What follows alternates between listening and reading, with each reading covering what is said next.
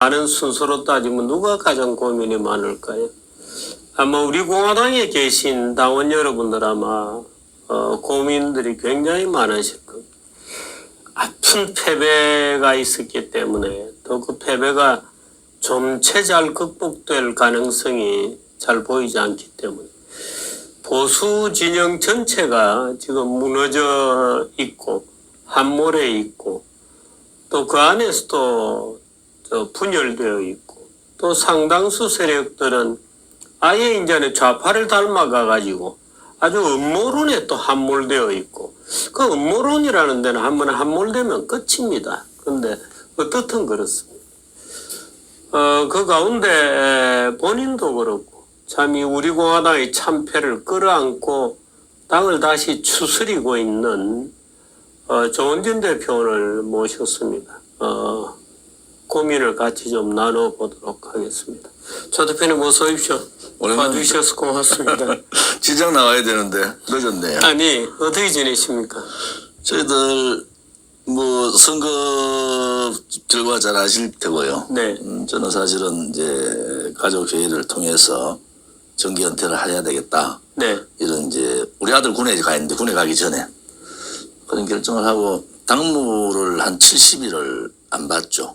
아 예. 당무를 예. 당 대표 다른 분 허평한 대표님 보고 예예. 당무를 맡아달라 그러고 전국을 한 60회 정도 간담회를 하고 네.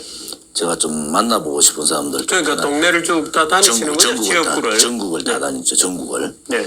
뭐 경남 같은 경우는 가서 김태호 네. 전 지사도 만나고 또 우리 공화당이 그동안 쓴소리 많이 하셨던 교수분들도 좀 보고 네. 뭐 당원도 그렇고 제가 한 4, 5천 명 만난 것 같아요. 아이고. 간담회 예. 한 60회 했으니까. 예. 그러고 이제 전당대 7월 4일 전당대를 했고 네. 그러면서 제가 정기 은퇴를 생각했던 가족들 간의 약속을 또 어기게 됐어요. 예. 아무튼 지금 이 상황에서 누군가는 문재인 좌파 독재 정권하고 싸워야 되고 네. 누군가는 저항을 해야 되는데 우리 공화당이 사실은 2017년 5월 9일 대통령 선거 끝나고 네. 5월 28일 날 태극기를 처음 들었어요. 네네. 그 당시는 태극기 집회가 완전히 죽었을 때입니다. 그랬습니다. 네. 국민들은 분노하고 네.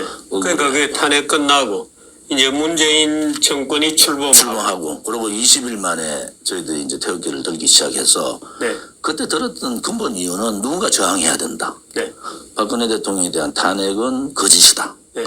이게 뭐 주필님도 그날 그 대통령께 현직에 있을 때 예. 대담됐지만 뭐 거짓의 산이 네. 지금 오늘이 1224일째 되는 날인데 날짜를 다 세고 계시는. 우리 당에 이제 그 붙여놓는 때가 있어요. 그러시군요. 네. 그래서 참 어떻게 보면 그분이 도대체 무슨 죄를 지었는가? 예. 지금 네. 이런 게 이제 근본적인 상황으로 돌아가고요. 네. 뭐 한 명의 국민이라도 박근혜 대통령이 불법 거짓 탄핵됐다. 네. 라는 부분들을 저희들은 알려야 되고 네. 그것이 뭐 우리가 박근혜 대통령만을 위해서 알리는 건 아니에요. 예. 뭐냐면 그분이 했던 그동안의 삶의 궤적이나 또 재임 시절에 했던 일들이 네. 저분이 좌파들하고 정말 힘든 싸움을 했구나. 네. 제가 말하는 뭐 좌파는 친미, 소위 말하는 반미주의자들, 네. 친북주의자들, 네. 사회주의자들. 자생 제 표는 토착 빨갱이들도 있어요. 네. 그들하고 정규전은 또 그룹 안에 토착 빨갱이는 또 그 안에 부분 집합이 부분 집합이 따로 있죠. 어떤 이제 뭐 유명한 더불어민주당이 요즘 잘 나가는 누가 나보고 묻더라고. 실질적으로 조선배가 그거 있다고 보냐? 뭐 좀 있다. 예. 그렇게 얘기한 적이 있어요. 네. 뭐 쉽게 말해 토착 빨갱이가 있느냐? 네. 자생적인 토착 빨갱이가 있다. 저는 네. 이렇게 했는데 대통령께서 보세요. 이 정교조 네. 지금 와서 보니까 정교조의 행포가 얼마나 큰가? 네. 부배노조 만들어 버렸잖아요. 네. 네. 민주노총 소위 말하는 민주노총의 기반을 네. 누르고 있었던 거죠. 네. 그리고 통진당 해산했죠. 예. 북한이 이러한 상황도 핵 문제가 거론되면서 북한이 도발의 가능성이 대단히 많다. 네.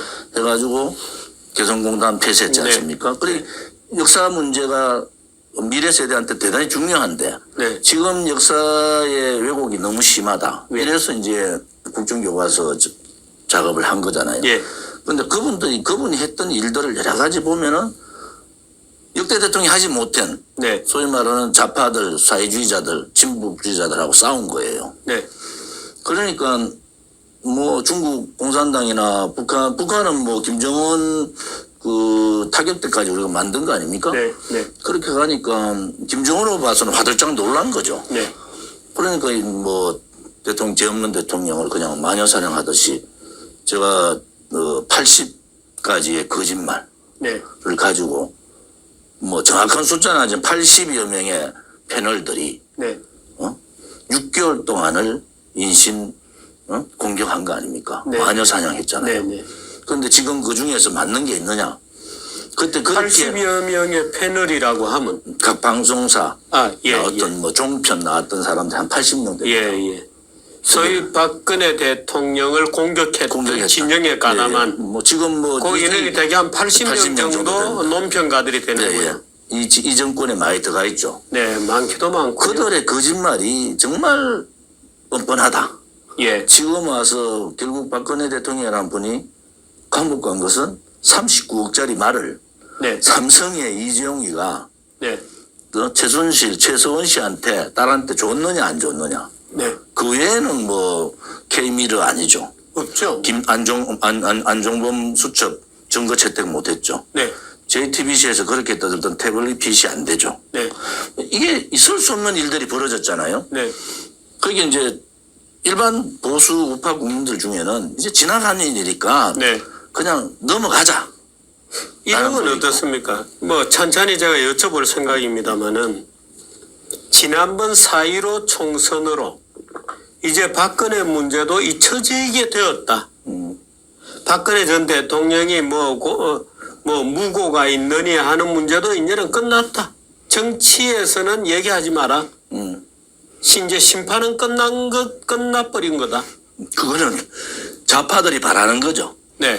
왜냐면 박근혜 대통령에 대한 촛불 쿠데타잖아요. 네. 권력 찬탈한 거예요. 네. 좌파들은 빨리 그래 넘어가고 싶은데 소위 말하는 박근혜 대통령을 배신했던 배신자들도 네. 그 이번 선거는 중도론자로 나왔어요. 네. 내각제 세력들. 네. 그 사람들이 중도론이라는 이름을 가지고 이름 변경을 하면서 갈아탔어요. 네. 그리고 탄핵의 강을 건너자.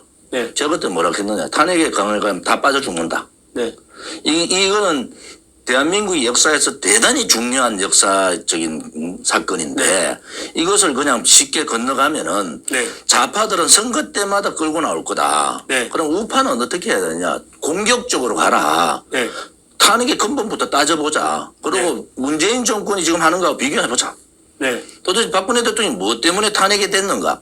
네. 아프겠죠. 뭐 김무성, 유승민 이런 사람들은 아프겠지. 네. 그런데 이번 선거에서 핵심적인 잘못한 것이 지금 체제 역사 싸움이잖아요. 네. 중도로 말은 하지만 실질적인 투표행위에서 중도로 갈 사람은 거의 없습니다. 그런데 어떻든 지난 3년 동안에 박근혜 대통령께서 말하자면 불법 탄핵이 되고 또 어떻든 합법을 가장한 문재인 정권이 불법적인 어떤 촛불의 바탕에서 정권을 가지게 되고 그리고 3년이 지났잖아요.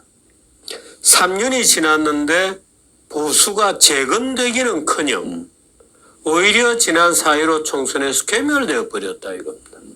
그럼 예를 들어서 통합당은 왜 괴멸되었는지 그럼 우리 당 같은 경우에도 물론 뭐 우리 조 대표님 배지는 조 대표님 혼자였지만 뭐 나중에 뭐 몇 분이 가세하고 근데 어떻든 우리 당도 의석을 얻는데 실패해 버렸다 이거. 이 참패를 왜 3년 동안 그렇게 투쟁했는데도 참패했느냐 이거. 근본적인 거는 네. 이제 뭐 이름을 거론할 수밖에 없는데 황교안 대표가 저하고 뭐 이랬던 저랬던 중간 라인까지 사람을 세웠어요. 네. 자, 황교안 대표는 누굴 세우고 우리 당에 누굴 세워서 연대연합 구조를 좀 논의하자. 네. 그리고 대통령 메시지 나오기 전까지는 지속적으로 그 얘기가 오갔습니다. 네. 그 당의 사무총장하고도 그렇고 많은 얘기들이 오갔어요.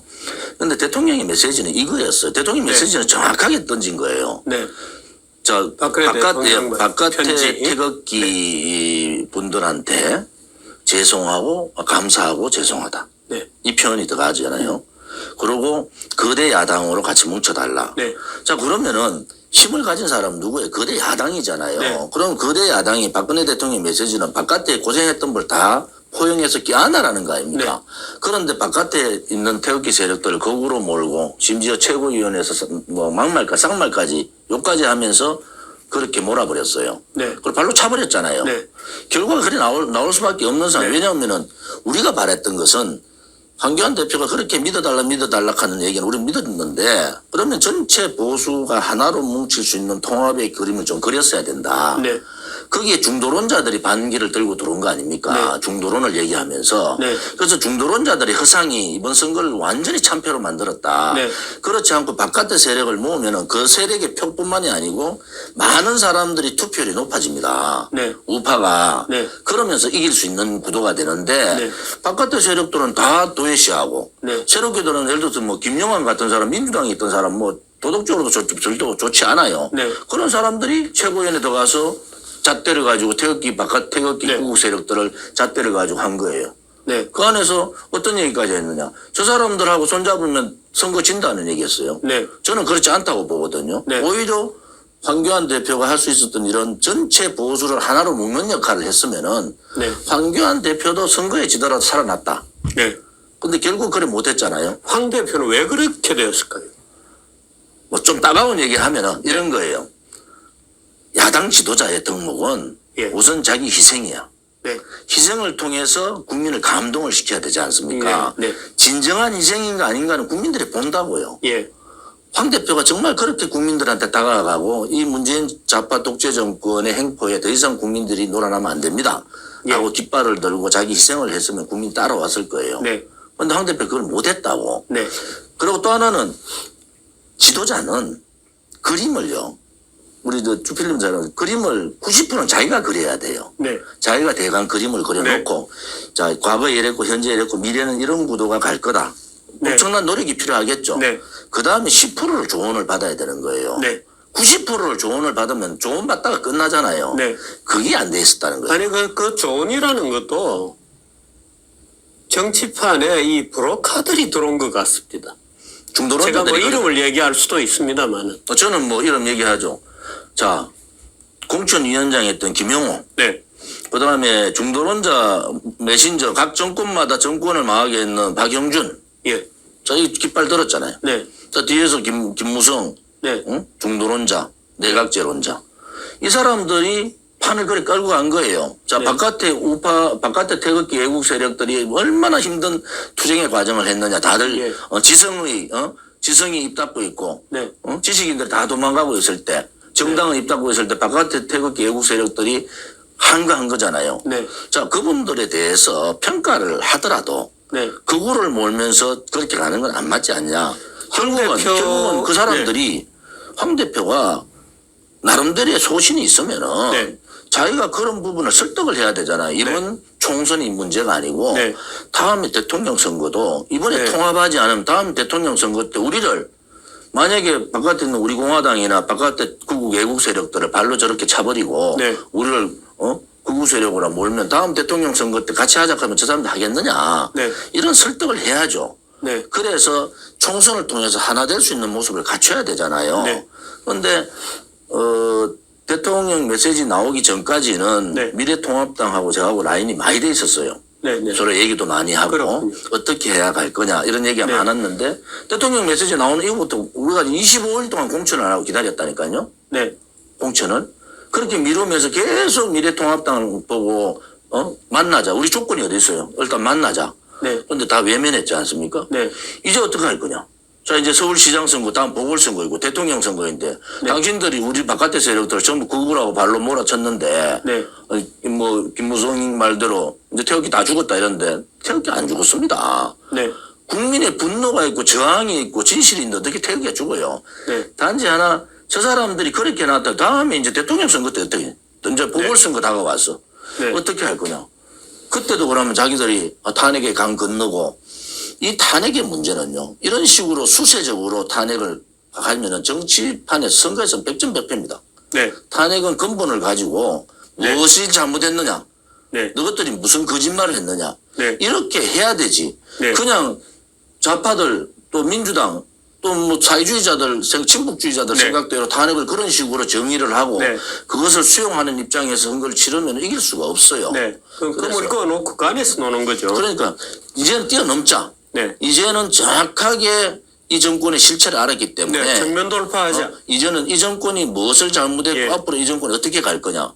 저는 뭐 이 정권을 지난 전당대 때 그랬어요. 암흑의 시대다. 네. 이젠 체제 역사 싸움도 끝났다. 네. 그럼 암흑의 시대는 뭐냐? 선과 악이 있잖아요. 네. 근데 저쪽은 조폭 사회가 그런 거잖아요. 막 나쁜 짓을 해도 자기가 나쁜 짓 한지를 몰라. 네. 저는 그게 암흑이다. 이 대한민국이 네. 도대체 3년 만에 이 암흑의 시대로 갔는데 네.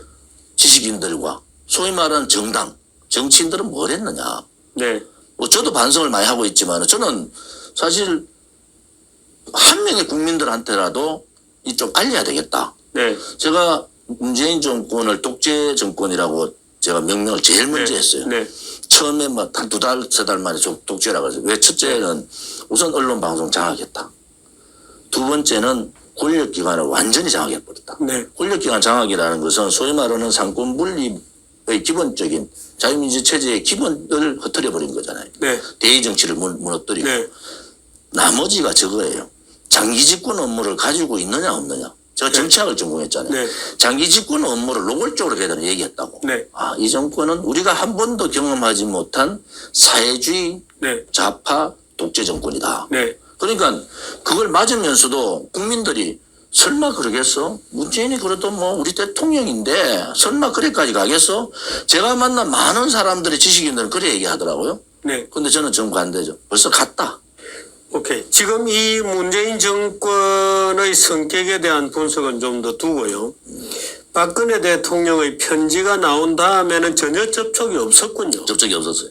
그 전에는 접촉을 하게 되면 어떤 선까지 얘기가 오갔어요? 뭐 당시 사무총장도 제가 만났고 공천을 어디까지 한다? 아무튼 양보한다? 저희들은 제안을 안 했어요. 네. 저쪽에서 네. 어떤 식으로 했으면 연대연합이 가능하냐. 네. 그래서 우리가 당신들이 갑이니까 당신들 제안을 해봐라. 네. 자 그러면 우리 공화당이 지금 있는 상태에서 뭐 당대당 통합은 어렵지 않냐. 네. 그럼 연대연합 구조로 가야 되는데 그 연대연합 구조를 한창 얘기가 오갔을 때예요. 네. 뭐 제가 금형을 뭐 실질적 금형 안 하겠습니다만 당의 핵심적인 사람들하고 이런저런 얘기가 오갈 때인데 아무튼 그 얘기가 무산됐죠. 네. 뭐 중도는 무산되는 시점에 대통령의 편지가 나온 겁니까? 아니 아니면 대통령 편지 나온 다음에 대통령 편지 때문에 무산된 겁니까? 대통령 편지를 저희들이 왜곡한 거지. 아니, 우리 공화당이 대통령이 너 하나로 하락하는데 거대 야당으로 뭉치라는데 좋은지 네가 안 뭉치냐. 들어오면 들어오고 말란 말이야. 이건데 우리는 그게 아니잖아요. 우리는 대통령께서의 메시지는 정확하게 주셨다. 바깥에 네. 3년 동안 저 끌어안아라는 고생한 사람들을 미통당에 끌어안아라는 얘기인데 네. 그들은 중도라는 명분을 가지고 바깥에 태극기 애국 세력들 소위 말하는 구국 세력들을 합치면은 네. 죽는다 이런 개념을 가진 거예요. 네. 그게 중도론자들의 제 업무고 허상이다. 네, 끌어들이면 중도표가 안 온다 이렇게 느낀 거죠. 저는 이제 중도표는 없다. 네. 이 뭐 체제 역사 싸움이고 이제는 완전히 갈라서 있는 싸움인데 박근혜 대통령의 개인적인 메신저 역할을 했던 유영하 변호사가 통합당에 비례를 신청한 것도 영향을 줬나요? 그거는 저는 뭐 유영하 변호사의 입장을 안 들어봤는데 네. 옳은 거는 아니었다. 네. 왜냐하면 그런 메시지가 대통령 편지를 받고 먹었다. 저는 그게 아니죠. 그렇게까지 가는 건 너무 많이 간 것 같고 아무튼 대통령의 뜻을 미래통합당이 왜곡했다. 네. 그리고 저들은 대통령은 절대 메시지 주고 내지 않는다. 네. 그게 한 번 메시지 내지 더 이상 내지 않을 거다. 네. 이런 생각을 가진 것 같고요. 그러면은 좋은 주인이 들어오면 들어오고 들어오기 싫으면 들어오지 마라. 네.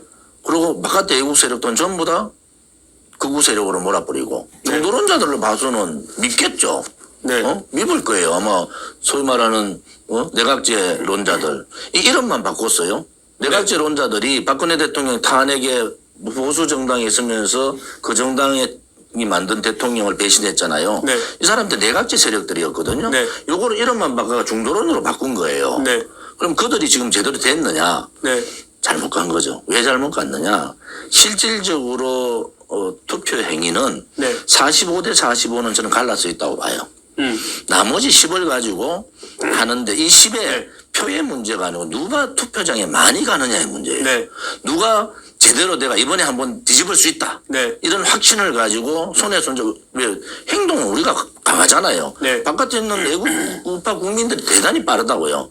그러면은 손에 손잡고 투표장 가자 하는 그런 네. 것만 됐으면은 이 선거는 이겼다. 네. 이래 보는데 뭐 부정선거 얘기하는 분들은 뭐 또 그런 얘기 아닌데 저는 제가 작년 연말에 네. 부정선거 관련 법을 만든 사람이에요. 네. 그렇죠. 부정선거라기보다는 선거 조작, 개표 아니, 조작. 개표 조작이든 네. 제가 그런 우려들을 시민단체 그때 참 정말 열심히 하는 단체들이 있습니다. 네. 정말 걱정하는 단체들. 네. 제가 공청회를 2번 했어요. 국회에서. 그러면서 중요한 내용 사전선거 금지 그다음에 투표소 개표 네. UR코드 금지 네. QR코드. QR코드 금지. 네. QR코드는 행안위에서 QR코드를 금지하라고 제안을 했어요. 네. 막대 그대로 네. 가라. 네. 제가 했는 내용들을 지금 그 활동을 하는 분들이 많이 얘기를 하는데 네. 그때 실질적으로 미래통합당이 전혀 관심이 없었어요. 네. 지금 보면은 뭐 김진태 의원 그리고 박대출 의원 네. 성완종 이재명 이종명 의원 뭐 이런 네. 분들이 동의를 해줬지. 네.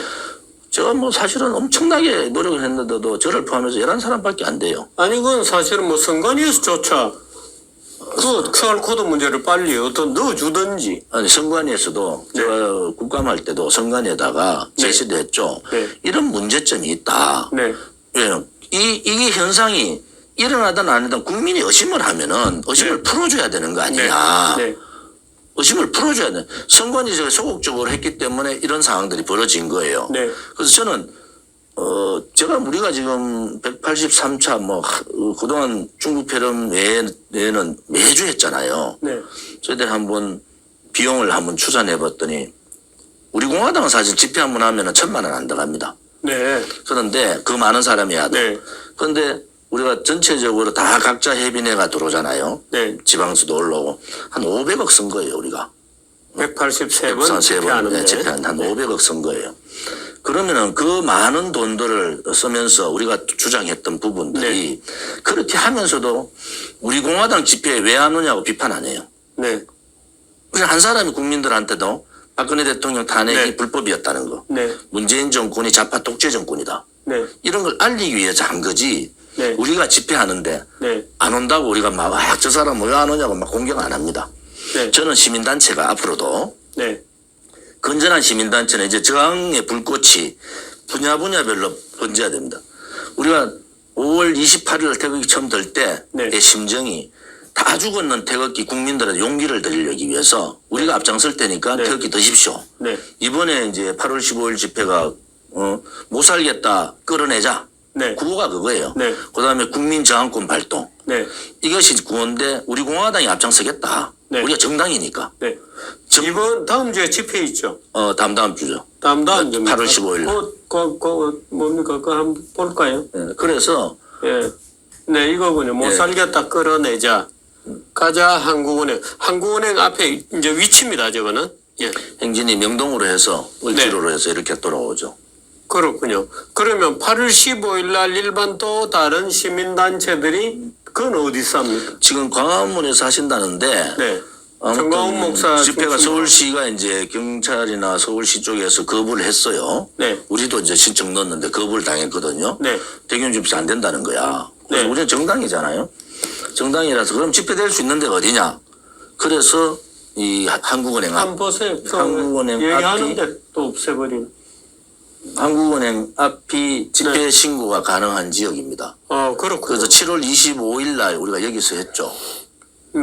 7월 25일 날. 네. 근데 7월 25일 날도 의외로 엄청나게 많은 분들이 7월 오셨어요. 15일 날 그 하면 한번 7월 볼까요? 25일. 7월 25일 장면 한번 보여주시죠.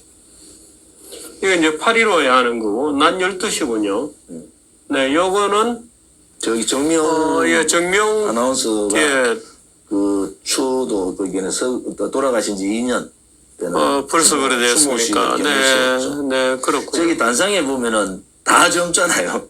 네, 엄청나게 그렇군요. 우리 지도부가 젊어졌다는 건데. 네, 지금 이 지도부가 있는 겁니까? 네, 지도부가 써 있는. 이 장소가 어디였습니까? 여기가 한국은행 그쪽이죠. 대안전선이 있는 데인가? 그렇군요. 한국은행 부원이군요. 아, 여기는 이제. 여기는 이제 대중집회한테요. 한국은행에서 숭례문 가는 그 중간이고. 네네. 이번에는 한국은행을 신세계백화점 앞에 네. 거기에 메인이 서죠. 그리고 숭례문을 바라보고 집회를 한다 이래 보시면 되죠. 네, 그러니까 신세계 앞쪽 그 앞에 있는 분수대. 네, 네. 그 분수대가 이제 중심이 되겠군요. 아니 이 숭례문 쪽 도로. 숭례문 쪽. 우리가 도로를 전체 도로를 막고 할 거니까. 네, 그럼 8월 15일 날 정광훈 목사 하시는 그 집회는 아직 확정이 안 됐나요? 뭐 그분들은 저는 뭐 실질적인 내용을 잘 모르겠는데 우리는 아무튼 집회 허가가 난 지역은 전국밖에 없기 때문에 서울에서 하는 거고 네. 우리가 원래 서울역에서 하고 그다음에 숭례문 저쪽 편에서 했잖아요. 네, 네. 허가가 안 나요. 그래서 못 하는 거죠. 숭례문에서 서울역 가는 그 사이에. 그 허가 금지 지역이 광화문, 네. 시청, 숭례문, 서울역 이 지역은 다 집회 금지 지역으로 했는데 이번에 집회 이제 뭐 풀렸다는 것은 소규모 집회. 만 네. 풀어놓은 거다. 네. 근데 이제 해석을 이제 다르게 할 수가 있는데 아무튼 저희들은 정당이라서 네. 우리 요 공화당 집회는 어디 사진이 이거 말고도 많이 있는 것 같은데 좀 바꿔주세요. 네. 저에게 신발을 던져주세요. 아, 이 퍼포먼스군요. 네.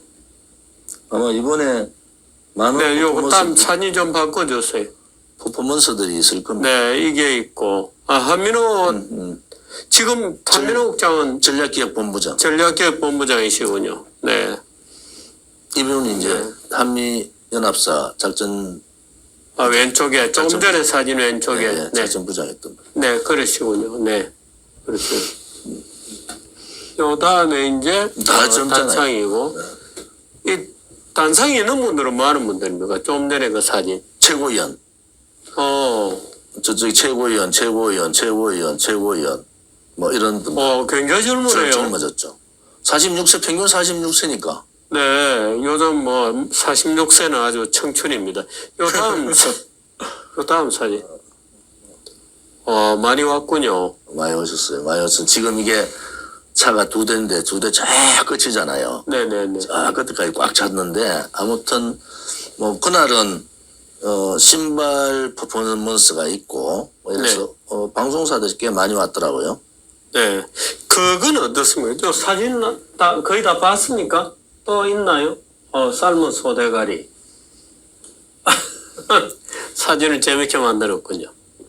신발을 던지는 퍼포먼스, 좀 전에 그는 국민저항권. 이게 7월 25일 장면이군요. 7월 25일. 그 다음이 이제 8월 15일 날 하게 되는군요. 우리가 지금 한 4개월 중국 폐렴 이후에 집회를 못 했잖아요. 네. 그리고 4개월 만에 토요 집회를 처음 한 거죠, 사실은. 지난 7월 25일에. 지금 어떻습니까? 집회 분위기는 어떻습니까? 국민들이 이제는 아는 거죠. 네. 우리가 초창기 2017년 5월 28일 했을 때하고 지금하고 분위기는 네. 그때는 우리가 아무리 얘기해도 설마 문재인 정권이 그러겠어 뭐 이랬는데 지금은 국민들이 이제 분노하는 거죠. 네. 이래가다 나라 망했다. 지난번 4.15 총선 자꾸 얘기들이 죄송합니다만은 총선 이후에 당원들 분위기는 좀 어떻습니까? 예를 들어서 뭐 진성당원이 좀 줄었다. 아니 저희들은 당원이 좀 늘고 있는 상태인데 그게 그렇죠. 희한하죠. 우리 공화당이. 네, 그렇군요. 후원금도 늘어요. 네. 그래서 우리 비펀드 이제 했는데 뭐 빚이 좀 있었죠. 네. 그때 한 14억 정도 썼는데 그 중에서 10억 이상을 갚았어요. 그렇습니까? 선거 끝나고 10억 이상을 갚았다. 이자까지 포함해서. 호호. 왜냐하면은 제가 이제 우리 애국 동지들이 네. 비펀드는 뭐 당원도 아니고 당원도 넣고 비당원도 넣을 수 있는데 네. 아무튼 우리 당은 비펀드라는 거는 뭡니까? 예를 들어서 이번 선거에 네. 우리 공화당에 비펀드를 만들었어요. 네. 그런데 그게 한 17억 들어왔어요. 네. 너무 많이 들어가 중단했다고 중간에. 네. 그래서 그 중에서 14억 정도를 썼어요. 네. 그럼 14억 중에서 10억을 지금 갚았다고. 네. 10억을. 네. 대단하죠? 선거 끝나고 10억을 근데 예를 들어서 이자 포함해서 갚았으니까. 마지막에 우리 공화당이 예를 들어서 김문수 지사하고 헤어지고 또 서청원이라는 굉장히 뭐 좋게 표현하면 뭐 노정객이라고 얘기할 수도 있고 아주 나쁘게 표현하면은 뭐 본인께 죄송합니다만은 약간 이제 무대에서 내려와야 될 분이 왜 무대에 올라왔나 이런 느낌이 드는 정도인데 약간 그 마지막에 실수도 있었습니까? 그 김문수 지사는 뭐 개인적으로 제가 한 말씀 드렸는데 네. 생각이 다른 거고 그분 뭐 제가 비판을 선거 끝나고 선거 전에 안 했어요. 네, 그거는 뭐 비판을 받을 만한 일이 있었어요. 네, 그래서 쉽게 말해서 예비 후보들 네, 43명이 젊은 사람들이 그 대부분 나갔다고요. 네, 그 예비 후보들을 다 사퇴시키라. 네, 김문수 지사가. 네. 그래서 왜 그랬습니까? 아무튼 뭐 조원진이 국회의원 돼야 된다. 네, 그다음에 뭐 이런 여러 가지 말씀을 하시면서 그랬는데 그건 제가 수용을 못한다. 네, 아무리 우린 정당이고 네, 그 43사람 중에서 대부분이 우리 공화당 40년 가까이 네. 우리 공화당 후보고 그분들은 몇 년간 투쟁을 하면서 네. 자기가 당선되기보다는 뭔가 나가서 알리기 위해서 이 싸움을 네. 들어갔는데 이 투쟁의 일환인데 네. 이분들 다 사퇴시키면 당이 무너진다. 네, 그런 입장에 이견이 있었어요. 네. 그래서 제가 그걸 수용하지 못하고 제가 그렇게 돼서 당선되면 뭐 하느냐. 네. 그래서 뭐 그런 갈등이 좀 있었어요. 그래서 그걸 제가 수용 못하면서 이제 헤어진 건데 아주 구체적인 전략상의 어떤 견해차가 있었죠. 견해차가 있은 거죠. 그래서 제가 이제 한번 주필님한테는 네. 왜 그러느냐고 한번 전화를 주셔서 예. 주필님한테 제가 설명을 좀 드렸죠. 됐습니다. 예. 근데 뭐 아팠죠 사실은. 왜냐하면은 저는 3년간 그 젊은 사람들하고 투쟁을 했던 사람들이고 네. 그 사람들의 성향을 너무나 잘 알고 네. 저 사람 한 사람이 국회의원을 되기 위해서 출마한 사람이 아니고 네. 어렵지만은 자기 자비를 내가면서 네. 등록을 하고 발로 뛰고 이런 분들이고 네. 또 그분들을 도와주기 위해서 우리 공화당 자원봉사자들이 다 네. 붙어 있고 그런 상태에서 정치적인 시키는 것은 맞지 않다.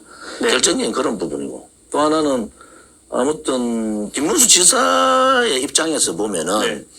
보수 분열의 프레임에 또 갇힐 수가 있다. 네. 본인의 생각은 여러 가지 생각이 많잖아요. 그분이 꿈이라는 게. 네. 그런데 보수 분열 이번에 이렇게 만약에 독단적으로 나가면 보수 분열 프레임에 갇힐 수가 있다. 이런 네. 생각은 저는 달랐어요. 네. 근데 어차피 이게 다 지금 연동형 비례대표제가 도입되고 네. 많은 정당들이 나오는 입장에서는 보수 분열의 프레임보다는 뭐 여러 가지 다른 입장들이 있지 않느냐 이런 네. 거고 초창기에 사실은 우리 공화당하고 자유통일당하고 합칠 때 네. 의원 4명하고 네. 김문수 지사까지 5명이 모였어요. 네. 무슨 말인지 아시겠습니까? 그렇군요. 3명이 더 있었습니다. 의원 4분이 더 의원 계셨군요. 저까지 포함해서 4사람. 예. 그러면 그러니까 의원 밖에 1명만 더 들어오면 세 5명이요. 분이 있었군요. 구도는 어떻게 했느냐. 자, 그러면은 우리가 모여서 5명이 모여서 김 지사까지 포함해서 의원 4사람, 저를 포함해 4사람 포함해서 자, 빨리 한 사람을 더 영입을 하자. 네. 그리고 우리하고 뜻을 같이 하는 국회의원들이 있지 않냐. 네. 그 중에서 억울하게 공천 탈락한 사람들 나온다 분명히. 네. 그러면은 이분들하고 다 우리가 흡수하면은 네. 최소한도로 교섭단체 정도는 만들 수가 있다. 선거 전에. 네. 구도를 다 짰죠.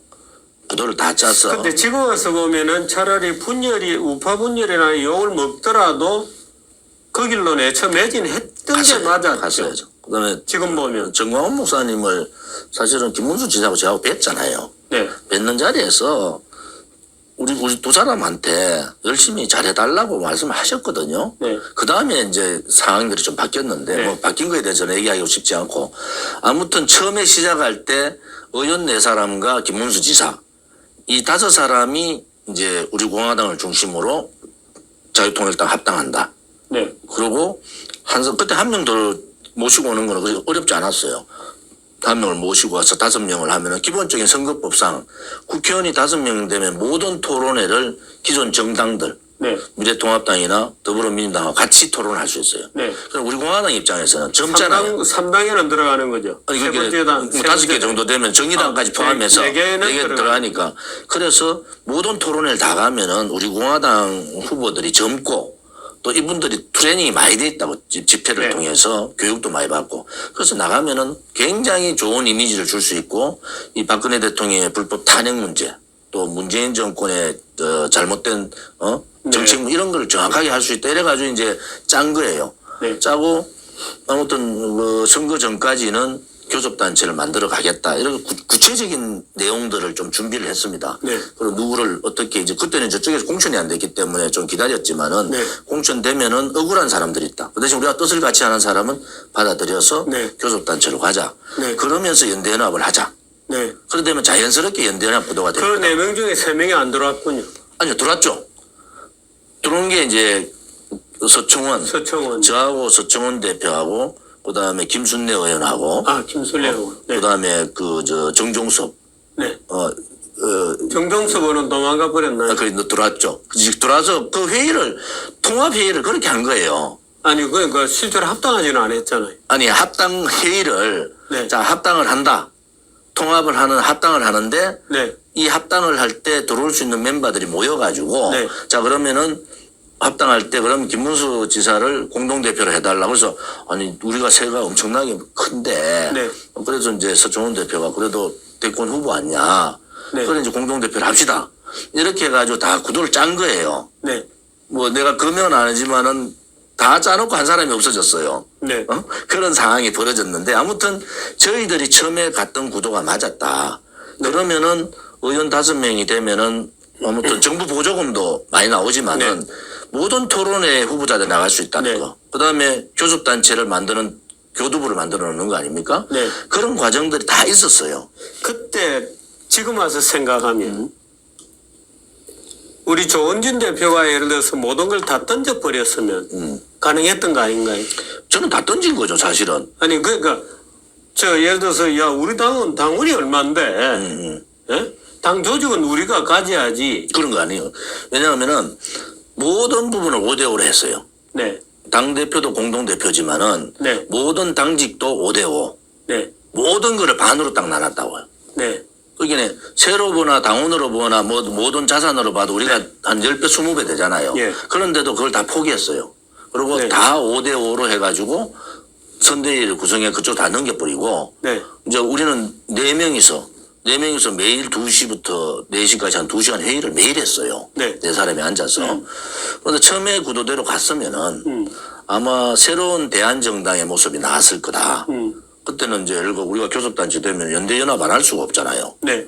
거기서 이제 이게 뒤틀리기 시작한 부분들이 좀 있었다. 지금도 제가 왜 그분이 그렇게 합의를 해가지고 합당까지 다 동의를 다 했는데 네. 갑자기 사라졌냐. 네. 막 그런 부분들은 나중에 제가 물어보려고 아직 만나질 못해서 전화를 안 받으니까. 근데 거기서 네. 이게 이제 바깥의 세력들이 급속하게 이제 흩어지는 경우가 네. 됩니다. 와해됐죠. 만약에 그때 국회의원 5명이 들어오고 네. 또 억울하게 당했던 사람들이 많잖아요. 이번 네, 공정 네. 과정에서. 네. 지역에서 난리 났잖아요. 그분들이 우리가 5명이 들어온 상태에서 이래 하면 20명 만드는 거는 쉽게 네. 갑니다. 그런 구도로 갔으면은 저렇게 미통당이 저렇게 무너지지 않았습니다. 네. 이번에 결정적인 선거에서 제가 이제 같이 당을 10년간 했던 사람으로 네. 이번 선거에 물론 뭐 우리 공화당은 저희들이 뼈아픈 지금 그 고뇌를 하고 있고 네. 뭐 변화도 하고 있고 네. 혁신도 하고 있는데 이번 선거 핵심적인 패배가 아까 말씀드린 중도론자들의 네. 그 문제를 잘못 들고 나왔다는 거. 네. 두 번째는 아무튼 이 바깥의 세력들하고의 연결고리가 있었는데 네. 연결고리에서 그들이 그냥 오만하게 바깥 세력을 그냥 극으로 몰고 그냥 갔다는 거. 네. 세 번째는 이 포퓰리즘 정책에 대해서 네. 제가 지적을 했어요. 아니 저 사람들이 100만 원 준다고 우리가 200만 원을 준다 그러면은 돈을 주는 사람은 문재인이가 준다. 네. 돈 주는 사람이 네. 표를 가져가는 거지. 그 사람들 50만 원을 주든 70만 원을 주든 네. 그래 가는 건데 그 200만 원 주겠다고 하는 순간에 지금까지 보수 정당이 가져왔던 그 정책은 다 무너진 거다. 네. 그다음에 네 번째는 연동형 비례대표제가 네. 실사 미래통합당의 손해를 보더라도 네. 보수 정당이 가지고 갈 수 있는 표는 거의 다 받을 수 있다. 그렇게 좀 크게 가져야 되지. 네. 미래통합당이 공수처법하고 연동형 비례대표 때문에 저항하고 전 악법이라고 떠드는데 본인 스스로가 악법으로 들어가는 것은 보수답지 못하다는 거예요. 네. 보수가 어떻게 좌파들의 목적만을 위해서 따라가는 그 좌파들 행태를 우리가 취하니까 져버린 거예요. 보수는 목적 달성도 중요하지만 절차와 과정이 대단히 중요하잖아요. 근데 저 악법이라고 국회에서 싸우고 난리하다가 저가 스스로 악법에 만들어가지고 네. 미래한국당을 만드는 그 순간에 네. 이거는 끝났다. 자 그러면은 네. 자 바깥에 있는 세력은 예. 어떻게 했어요? 미래통합당이 받아주지 않으면은 그 사람들의 아무튼 파괴력이 적었을 뿐이지 네. 정당들이 많이 만들어졌잖아요. 제가 예상을 했던 거거든요. 네. 자 그러면은 미래통합당 좀 당당하게 자 이번에는 비례대표 후보 미래통합당이 그렇다고 해서 미래통합당이 비례대표를 안 가져가느냐? 미래한국당 안 만들면 미래통합당도 비례대표 한 10석 가져가요. 네. 표를 따져보면은. 그러나 나머지 분들은 예를 들어서 보수 쪽에 표들이 가면 어떠냐. 그 미래한국당 굳이 만들 이유가 없었는데 너가 악이라고 해놓고 악의 짓을 너가 했다는 거예요. 네. 여기는 국민들이 봤을 때는 저건 뭐야. 최소한도로 보수의 양심이라는 것은 네. 과정과 절차를 굉장히 중요시하는데 네. 너가 양심을 팔아버린 거다. 네. 너가 그렇게 악이라고 했던데 어떻게 악의 소굴에 들어가서 네. 그런 꼼수 정당을 만들어가지고 이렇게 참패를 하냐. 네. 이 부분들이 아직도 해결 안 된 거예요. 네. 다음 선거도 마찬가지다. 다음 선거도 또 중도론자 들고 나오면 또 100점 100패입니다.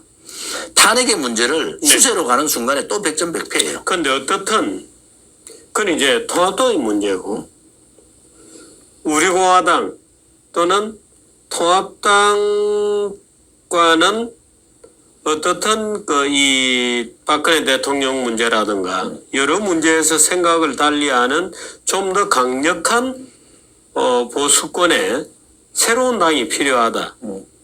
그러면 지금쯤 되면 이번에 선거도 참패했고 또 문재인 정부의 이 정책 실패가 거듭되고 있기 때문에 우리 공화당에 대한 어떤 종류의 관심이나 국민들의 사랑, 관심 또는 정치권 안에서의 어떤 관심 이런 게 지금쯤은 쑥쑥 높아져야 될 뻔한데 아직 별로 그런 느낌이 없는 것 같거든요. 편집 마이크나 그 우파 유튜브 제가 예. 말하는 50만 넘는 유튜브도 우리 공화당 무시했잖아요.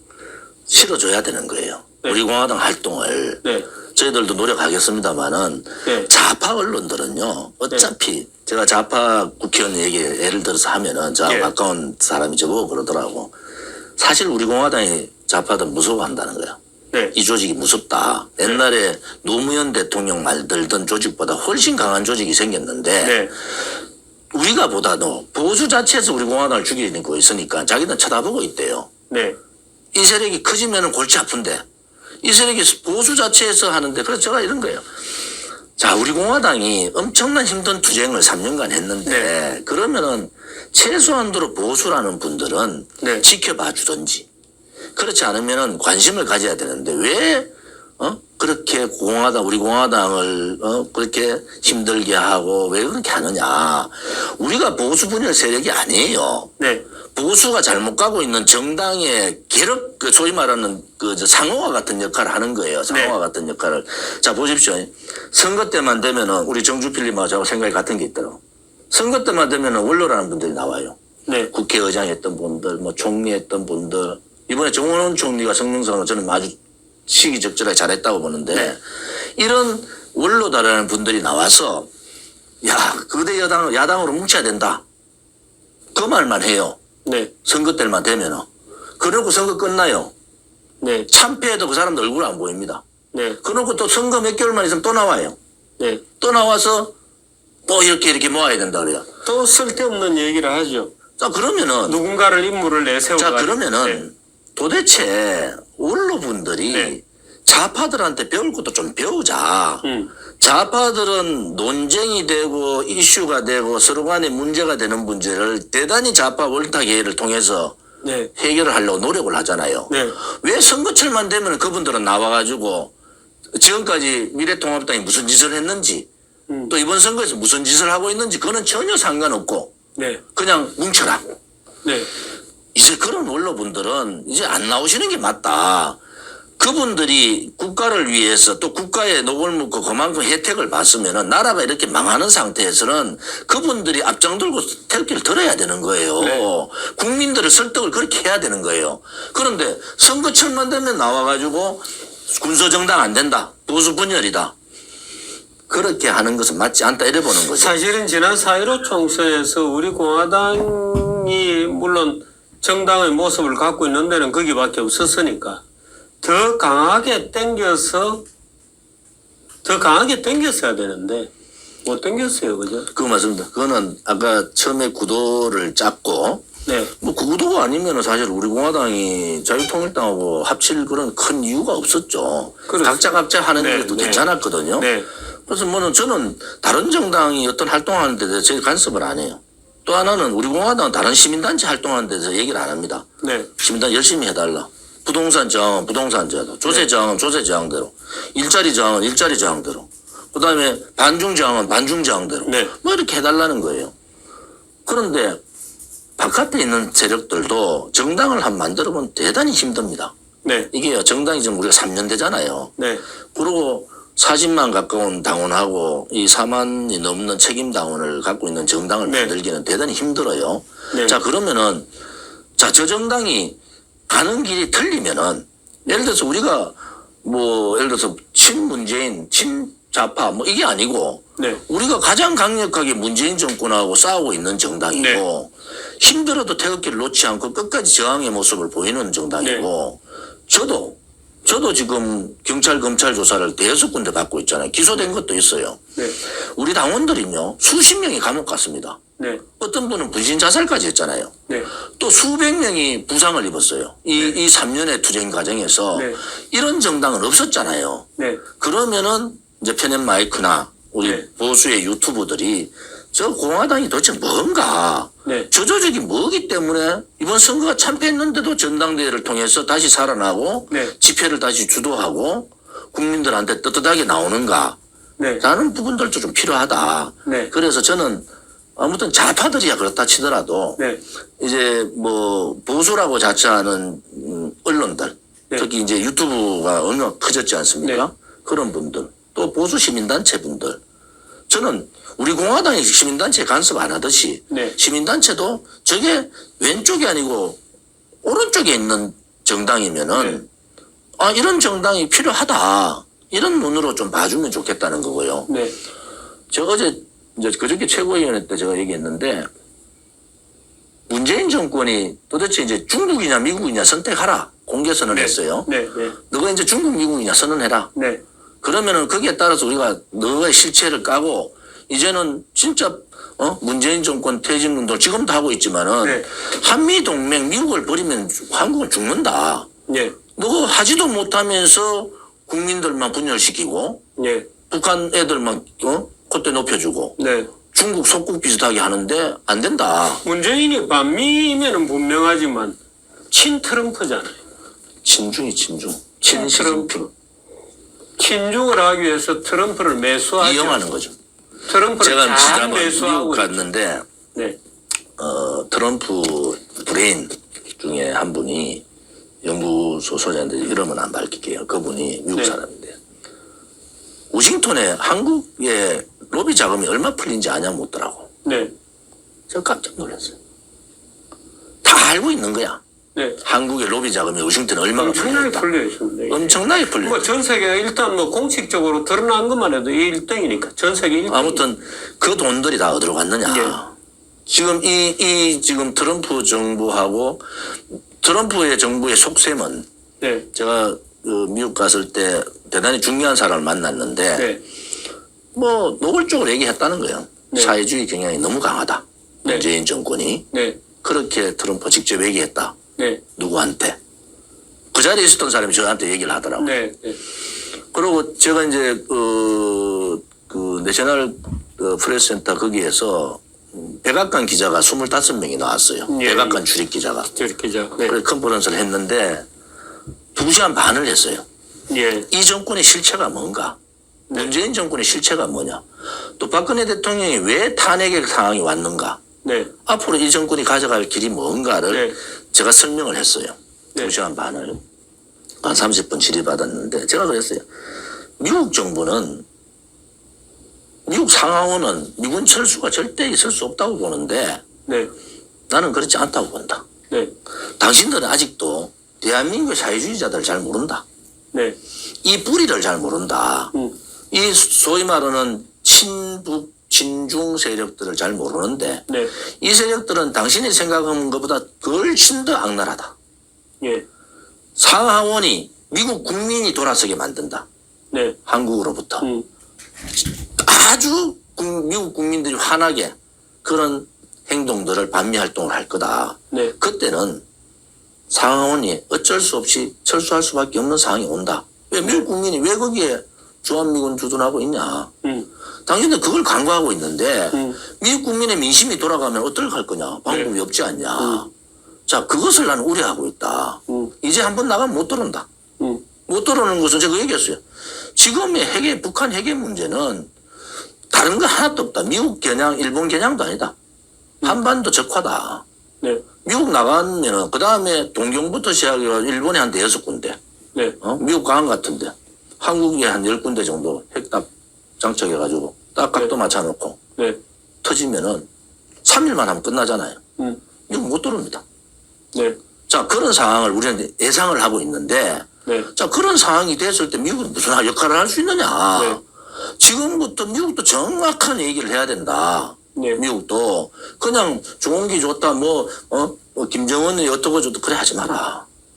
당신들 때문에 지금 한국에 있는 이 소위 말하는 한국 국민들은 네. 나라가 망할까 봐 체제가 무너질까 봐 얼마나 고통스럽게 생각하는지 아냐. 네. 이게 제가 그날 했던 얘기들의 핵심이거든요. 네. 지금 그래 가고 있잖아요. 네. 자, 그러면은 제가 이제 이렇게 뭐 오늘 보니까 보수의 진로라는데 자, 저들이 아무튼 우리를 발로 찼어요. 바깥에 애국 세력들은. 네.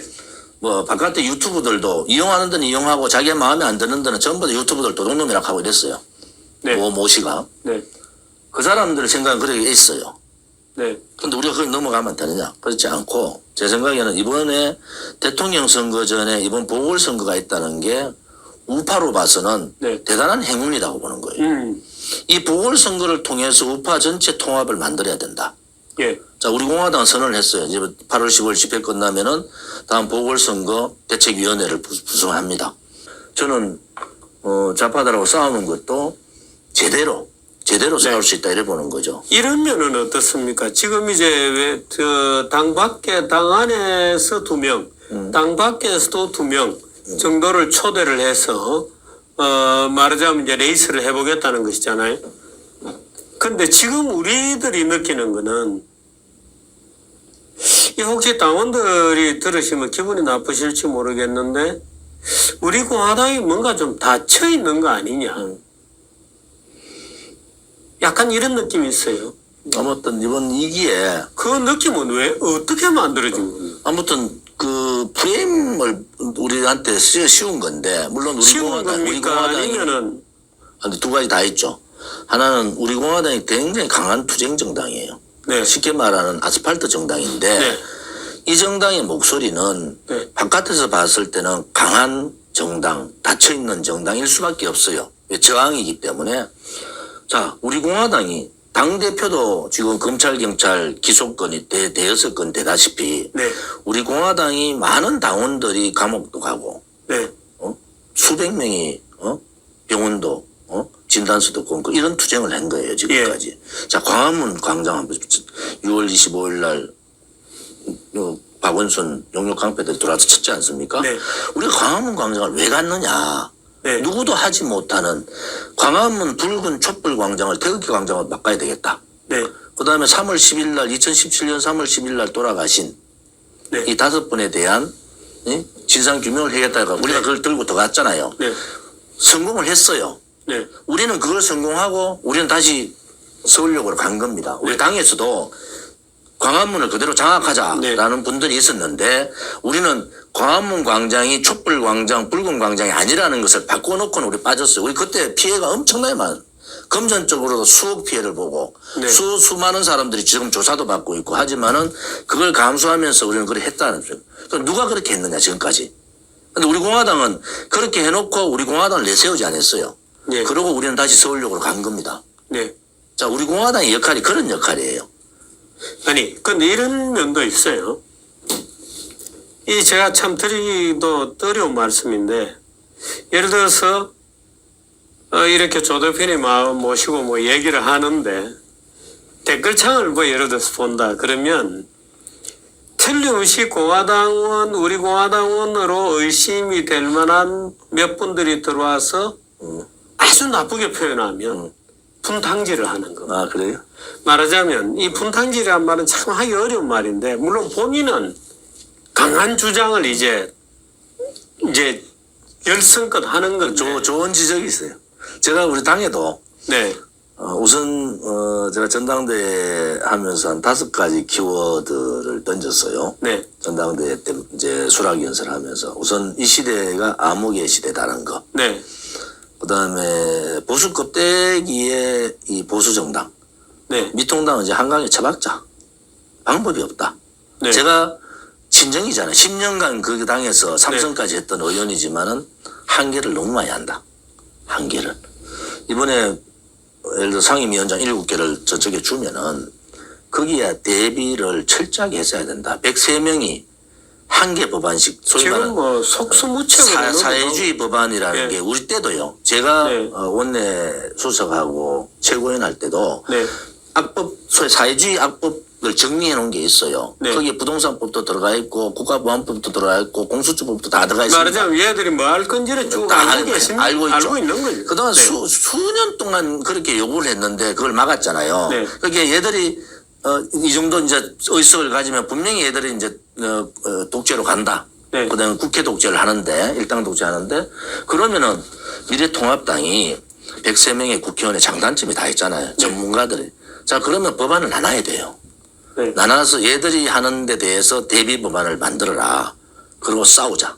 네. 우리가 의석 예를 들어 상임위원장은 저 새끼들 마음대로 해라고 책임을 저기 다 넘기는 거 좋아. 그것도 저는 맞지 않다고 보지만은 다 넘겼는데 그러면 어떻게 상임위원장을 넘기고 난 다음 상임위원장 없는 데서 싸움을 어떻게 한다는 것도 국회법에 나와 있거든요. 안 하는 거가 그러기에 그 준비를 안 했다는 거야. 안 하고 있는 것 넘기만 같습니다. 넘겼다는 예. 거지. 그러기에 어떤 초선 의원이 이제 나는 임차입니다라고 한마디 했잖아요. 네. 그게 열광하는 거야. 그러면은 이 사람들의 고뇌가 네. 저는 사실은 저 혼자 국회의원 혼자면서도 제가 삼선 탈당회가 나오면서도 그게 원내 투쟁을 엄청나게 했어요. 네. 저 혼자면서 법도 많이 내고 아까 선거법 같은 거 네, 제가 다 네, 낸 네. 거예요. 네. 법도 많이 내고 이 악법에 대한 저항법을 제가 많이 냈거든요. 네. 그런데 지금 103명 같으면은 작은 숫자가 아니에요. 네. 그들이 어떤 형태로 할 거냐, 그들의 생각을 어떻게 가지냐에 따라서 전국을 뒤흔들 수도 있는 거예요. 네. 뒤흔들. 그러면은 저항이라는 거, 그럼 원외투쟁은 뭐 사실 밖에 나와도 미통당 좋아하지도 않아요. 솔직히 저도 뭐 미통당 밖에 나와봐야 아니 근데 이번에 그 미통당의 국회의원 되신 분들 보면 국회의원 되기 전에는 그래도 밖에 좀 돌아다니고 하는데 국회의원 되고 나서는 아예 이제는 구중궁궐 속으로 다 들어가서 아예 밖에는 뭐 코빼기도 아무튼 안 보이는데. 비대위원장이라는 분이 아무튼 저로 봐서는 대학 선배인데 그 분의 한계가 좌파 지금은 대한민국의 이 상황이 과거에 독일의 경제 좌파 논리를 가져가는 상황이 아니고 네. 이게는 완전히 이제 사회주의 체제로 넘어가는 단계인데 네. 거기에 대한 자유민주주의 체제를 지킬 거냐 말 거냐 이게 중요한 거잖아요. 네. 거기에 방점을 둬야 되는데 그렇지 않은 본인 생각하고 비슷한 비대위원장이 돌았단 말이에요. 근데 실제로 조금 뭐 다른 얘기입니다. 다른 얘기인데 이제 저쪽 미통당 얘기로 가다 보니까 그런데 우리 공화당 얘기를 좀 더 하면 우리 공화당에 대해서 국민들 중에 만큼 정치에 대해서 관심 있는 국민들은 우리 공화당에 대해서 알아요. 아는데 문제는 그 아는 게 매력으로 비치고 있지 않는 것 아닌가. 아까 제가 무슨 뭐 이상한 얘기를 해서 아마 또 당원 여러분들께서 기분 나쁘실지 모르는데 저 같은 경우에는 예를 들어서 우리 공화당의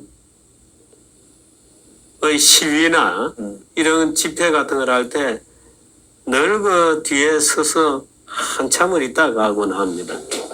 그래서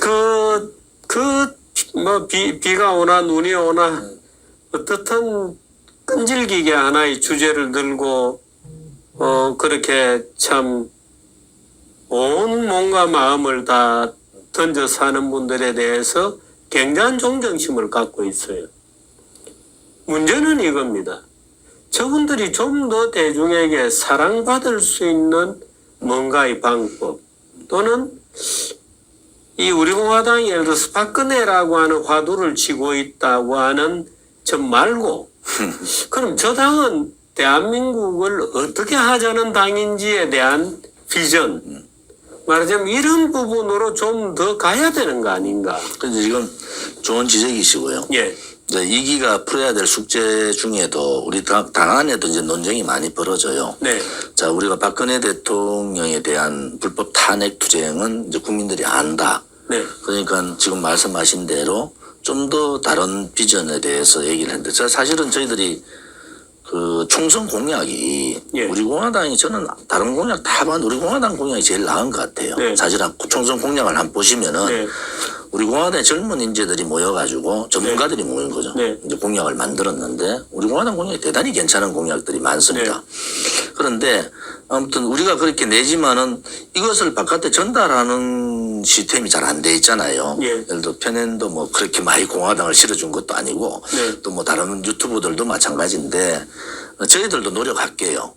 우리 당내에 지금 엄청난 개혁 변화가 있다는 것이 그런 부분이에요. 뭐냐 그러면은 자 우리가 우리의 겁대기 우리의 틀을 좀 벗어보자. 그래서 네. 제가 얘기한 게 벽을 낮추고 네. 더 벽을 낮춰라. 더 벽을 맞춰서 국민의 바다로 가자. 예. 이제 국민의 바다로 이제 들어가는 겁니다. 그동안에는 이 투쟁 정당 하나를 만드는데 일기가 골격을 만들고 이렇게 정당 하나 만드는데 전력했다 그러면 이제는 여기다가 당협 조직 정당으로서의 이제 국회의원 지역구의 당협 조직이 이제 들어가거든요. 지금 이기라 하시면 이번에 이제 이번에 전당대회에서 새로 7월 출마한 4일 이기입니다. 이제 시작하는 거죠. 이번에 여러 가지 당내 조직도 이제 그런 목적으로 많이 바꾸시고 바꾸는데. 아까 우리 무대에서 봤듯이 말하자면 청년화하고 정년하고 또 기업의 마인드를 네. 기업의 이 마인드를 우리 당에다가 제가 기업에 있었던 사람이고 네. 제가 프로젝트를 했던 사람이기 네. 때문에 기업의 마인드를 이분들이죠. 당에다가 네. 좀 접목을 시키자. 네. 그리고 젊은 사람들 우리 이제 그거는 이제 당 최고위원회에서 이제 여러 가지 논의를 하겠지만은 대거 젊은 사람들을 채용을 많이 할 생각이에요. 네. 예를 들어서 천안함 용사 중에서 살아계신 분들 예. 그분들을 좀 찾고 있어요. 그분들을 당에다가 좀 많이 영입을 하겠다. 네. 우리 공화당은 정당이라서 네, 고맙습니다. 한 번 들어오면은 고맙습니다. 예. 60세까지 정년이 보장이 돼요. 네. 60세까지. 네. 그리고 이제 물론 이제 한 6개월 정도 인턴 사원을 하지만은 기업하고 똑같습니다. 사무국 인원을 얘기하시는 겁니까? 사무처가 네. 대거 이제 사무처 요원을 늘려서 네. 한 달에 뭐 한 1, 2억이 돈이 더 들어가더라도 네. 뭐 사무처 요원을 젊은 사람으로 대거 늘리고 네. 또 그동안에 국가를 위해서 충성했던 분들이 네. 혜택을 못 받고 있고 오히려 세월호 용사라는 입장에서 피해보는 경우가 많아요. 그렇군요. 그런 네. 분들을 좀 접촉을 해서 그분들을 좀 영입을 하자. 네. 그래서 지금 계획은 한 25명에서 30명 정도를 신규 채용을 하려고 그래요.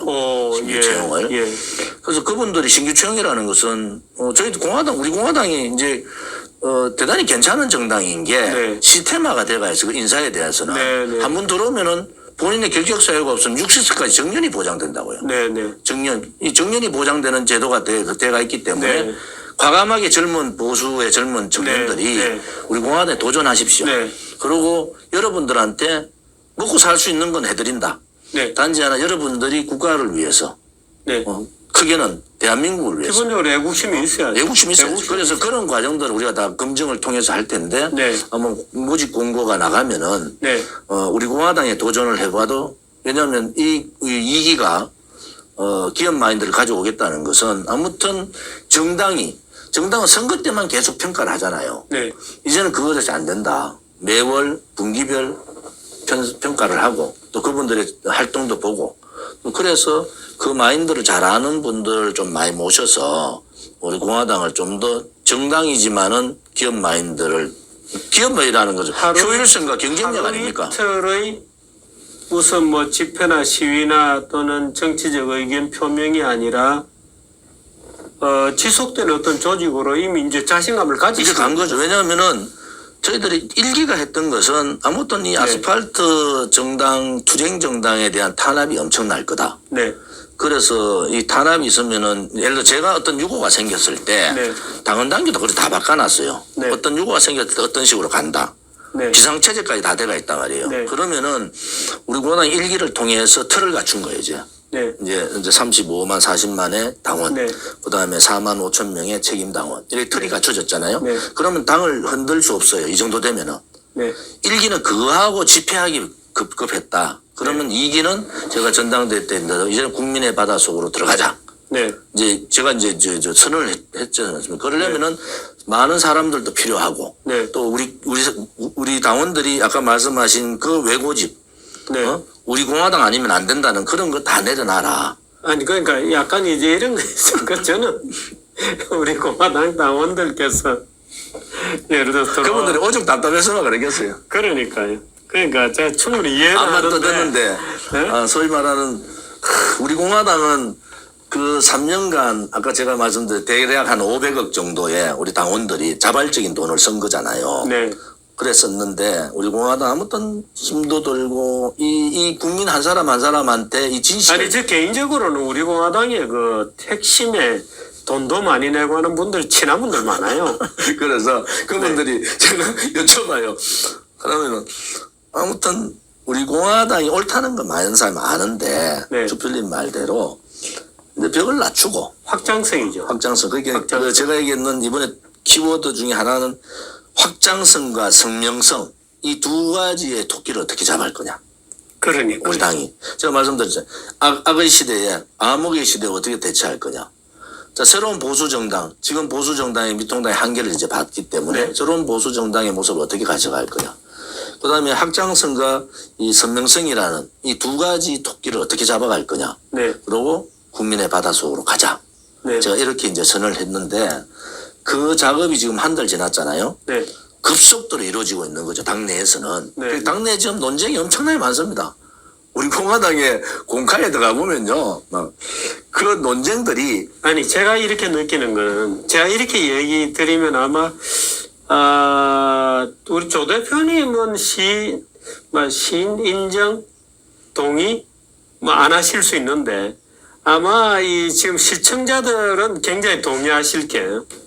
우리가 이번에 4.15 총선이 끝나고 갑작스럽게 선거 조작, 개표 조작 논의 폭발했잖아요.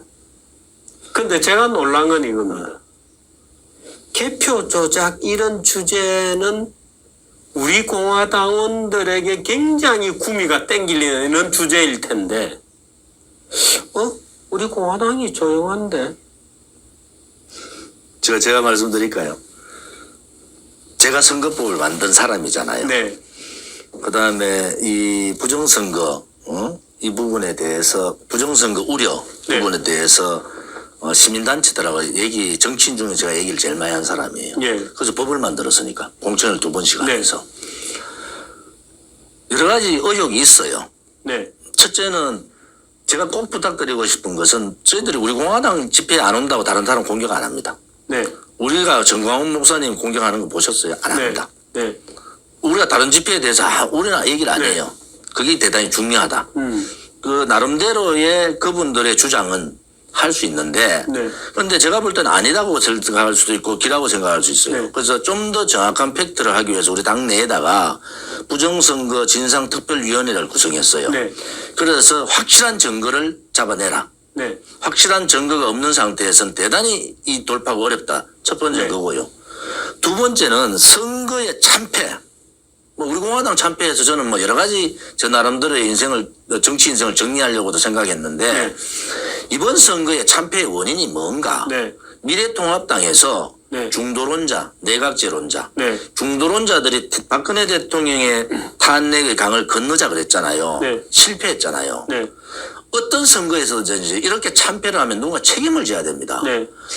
황교안이라는 실질적으로 아무 힘을 못했던 황교안 한 사람만 내보내는 게 아니고 네. 공천위원장 했던 사람들 네. 또 중도론을 들고 나왔던 박영준 같은 네. 사람들 김무성 유승민 같은 선대위원장급을 했던 사람들 네. 자, 이 사람들에 대한 정계 은퇴 선언과 이 사람들의 책임을 물어야 되는데 네. 이 순서가 잘못됐다는 거예요. 네. 어떤 이슈가 그걸 다 묻혀버렸어요. 의도했든 안 했든. 네. 저는 이번 총선 참패에 대한 결과를 보고 네. 이제는 저는 그랬어요. 누구는 이제 정치 끝났다. 정기은퇴 선언하겠구나. 네. 이렇게 생각했는데 정반대의 현상이 일어났어요. 아니 뭐 선거 조작이라고 들고 나오니까 뭐 모든 게 다 용서가 그러니까 됐잖아요. 저는 그런 부분들이 예.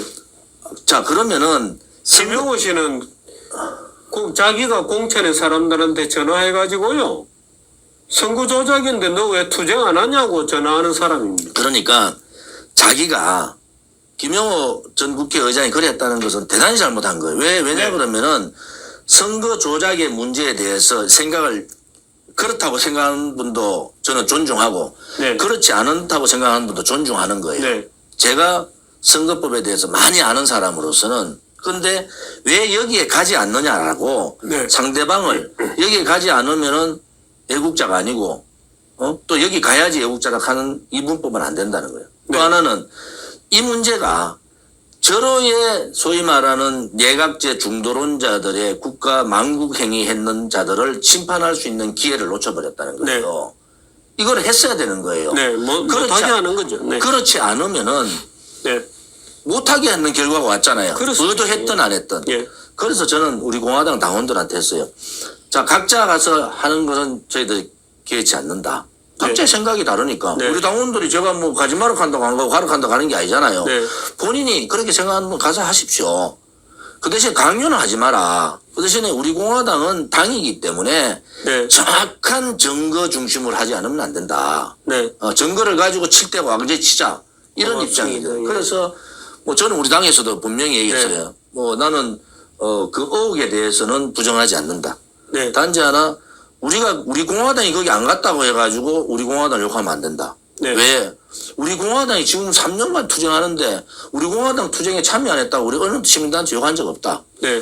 자, 각자 시민단체의 활동은 존중하되 그것이 정답인데 너는 왜 안 하는 식으로 공격을 하면은 우파의 분열밖에 안 된다. 그러니까. 지금 이제 조 대표님은 김형호라든가 황교안이라든가 김무성이라든가 박형준이라든가 이제 이런 소위 큰 선거 전략, 소위 중도 반문이라고 하는 연대만으로 보수가 아무런 국민들에게 우리가 어떻게 하겠다는 비전도 없이 반문이라는 구호 가지고 어중이 떠중이 중간지대에서 뭔가 좌판을 벌린다고 되는 건 아닌데 문제는 그게 부정선거, 선거조작론, 개표조작론이 나오면서 완전히 덮였죠. 그것만 덮인 게 아니고요. 더 걱정되는 거는 이런 겁니다. 지금 보수가 지난 3년 동안에 싸워서 저는 이번에 우리 공화당이 그 선거조작론에 가담하지 않은 거를 보고 그때 한번 전화를 드렸잖아요. 그래 설명을 쭉 듣고 우리 공화당은 제대로 된 진로를 찾아갈 수 있겠다고 굉장한 희망을 가졌습니다. 그런데 지금 지난 3년 동안에 보수가 우리 공화당 같은 조직이 만들어지는 것 과정에서 우선 교수단체도 만들어지고 무슨 장군들의 단체도 만들어지고 많은 단체들 무슨 동창 조직이 또 만들어지고 많은 단체들이 만들어졌는데 이 단체들이 소위 개표 조작론을 둘러싸고 완전히 진흙탕에 다 빠져 있습니다. 그 불행이죠. 그러니까 이게 그 어렵게 만들어 놓고 그 어렵게 고생해서 만들어 놓고 다 그냥 지금 진흙탕 속에 들어있는 겁니다. 그러니까 아무도 지금 보수를 어떻게 재건할 건지 그럼 도대체 통합당은 안 되겠으니까 그러면 통합당 밖에 제대로 된 정당을 만들 건지 아니면 기존에 우리 공화당이 있으니까 우리 공화당에 그러면은 대대적으로 공화당도 문을 열고 밖에서도 공화당에 좀 대대적으로 뭔가 새로운